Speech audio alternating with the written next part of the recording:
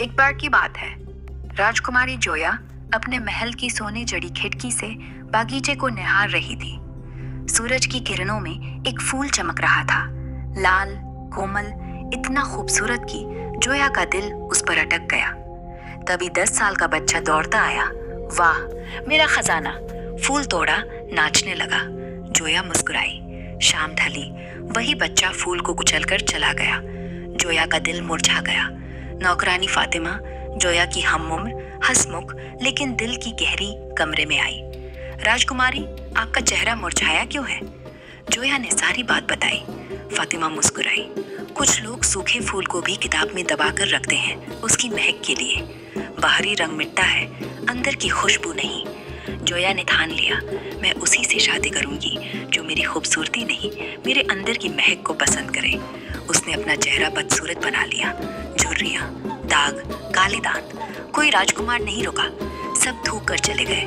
जोया उदास हो गई। तब राजा अहमद ने फरमान सुनाया, जो मेरी बदसूरत बेटी से शादी करेगा उसे आधा राज्य और ढेर सारा सोना। खबर गांव पहुंची। वहां हातिम रहता था, गरीब लेकिन दिल का बादशाह। उसका दोस्त सोनू, भूखा पेट, भरा दिमाग और हंसी का खजाना। सोनू ने हातिम को कोहनी मारी। अरे हातिम, महल में शादी मतलब ढेर सारा खाना, बिरयानी, कबाब, रसगुल्ला। मैं ही शादी कर लेता, पर अपना गाल थपथपाते हुए, देखना मैं तो बिल्कुल बकरा लगता हूँ, राजकुमारी डर जाएगी। हातिम हंसा। सोनू ने हातिम की छाती पर मुक्का मारा। अरे तू तो पहलवान है, मुझे कद, चाल सब हीरो वाला।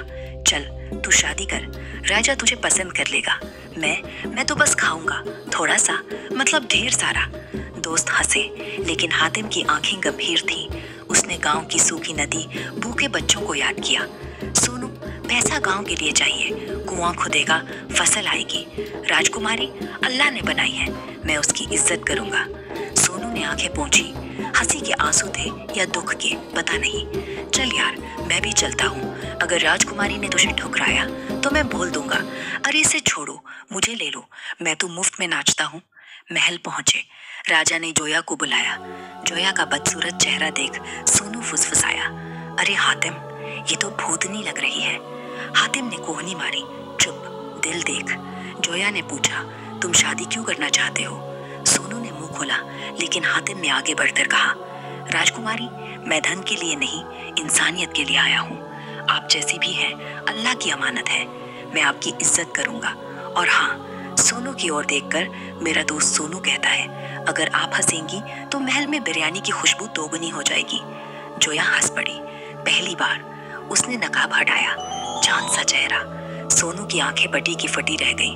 अरे ये तो परी है। हातिम, तूने लॉटरी मार दी।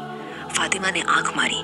सोनू भाई, अब बिरयानी की बारी तुम्हारी है, लेकिन पहले हातिम को गले लगाओ, उसने तुम्हारी दोस्ती की लाज रखी।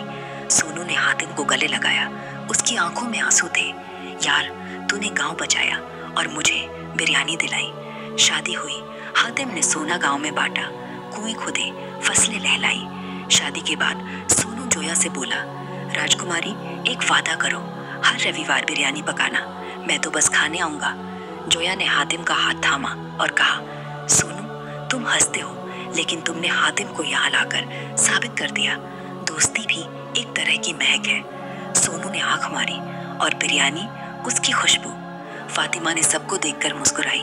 अल्लाह ने फूल बनाया, बच्चे ने तोड़ा, सोनू ने हंसाया, हातिम ने दिल जोड़ा, और जोया, उसने महक को पहचाना। सीख, सुंदरता मिटती है, महक नहीं। दोस्ती भूखी रहती है पर साथ नहीं छोड़ती। और हंसी, वो तो बिरयानी की चटनी है, बिना उसके स्वाद अधूरा। की बात है। राजकुमारी जोया और हातिम की शादी की तैयारियां जोरों पर थी। महल में रंग बिरंगी लाइटें, फूलों की मालाएं और सोनू का चिल्लाना, अरे वाह, बिरयानी की खुशबू तो अभी से आ रही है। राजा अहमद ने हातिम को गले लगाया। फातिमा ने जोया का दुपट्टा संवारा। सब कुछ परफेक्ट था। तभी एक कबूतर उड़ता हुआ आया। उसके पाँव में लाल धागे से बंधा एक छोटा सा पत्र। जोया ने खोला। पढ़ते ही उसका चेहरा सफेद पड़ गया। हातिम, मेरी छोटी बहन रानी, वो पत्थर की बन गई है। सब सन रह गए। सोनू ने सिर खुजाया। अरे पत्थर मतलब स्टैच्यू, वो भी अभी से? शादी में तो डांस करना था ना। जोया की आंखें भर आईं। रानी मेरी हम उम्र थी, मेरी सगी बहन नहीं, लेकिन दिल की।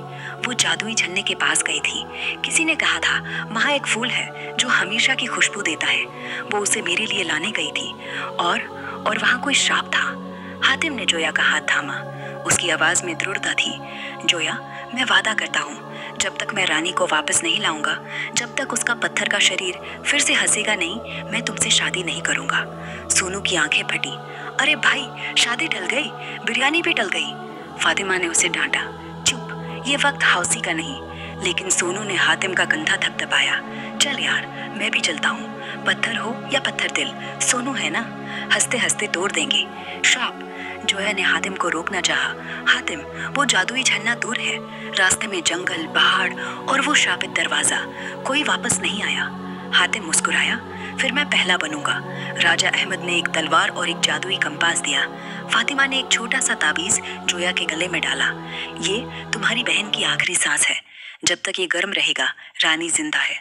हातिम और सोनू ने क्या हातिम जोया की बहन रानी को बचा पाएगा? ये सब हम देखेंगे अगले वीडियो में।